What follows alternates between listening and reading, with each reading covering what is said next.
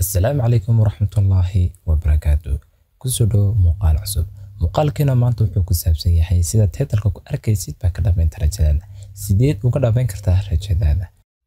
حدا بدا وحان كل وذاك أفر قدو كل ما أنتو فكستابو يقانا سيدي انتيس يرجيس وقمن لها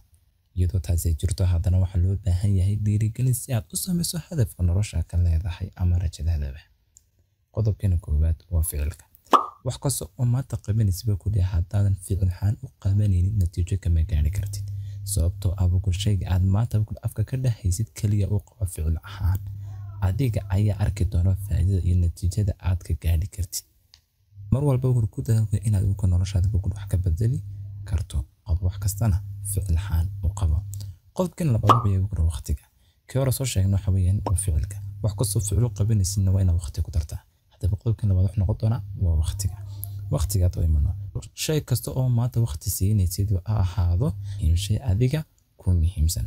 مركز تو هذا بكل وقت كل بحين يصير كل واحد قبل يسوع ومركز تو كوش هذا قدام كرتو أما قاعد كرتو مركز وقتك عجا كفاية يسوع كود دالس أن نرشة يسبدل وككين لحين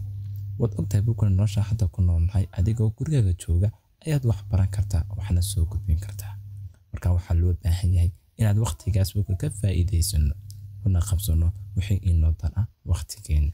qodobkan saddexaad wuxuu noqon doonaa samirka waxaan maanta ku ogsoonay in nolosha marnaba ku ka maqnaan karin warka samirkaas oo inoo muhiim ah kana qayb qaadanaya wax kasto aad ku qabanaysid ama qabanayno hadaba waxa laga baahan yahay inaad ku darto ku samiriyo dulqaad badan si aad u gaadho halkaad rajaynayso waxa kale oo ku ognahay in shayga maanta bilowna isla markiiba ku faraha ka qaadayno midaasna waxa uu sabab ku samir la'aanta iyo ku shayga ama waxaad qabanaysid oo aad lagu waqti siin mar walba ku dadaal ku sidii aad samir u yeelan lahayd waxan uu qabsan lahayd hadaba dabada qodobkeen ugu dambeeya wuxuu noqon doonaa waa qorshahaaga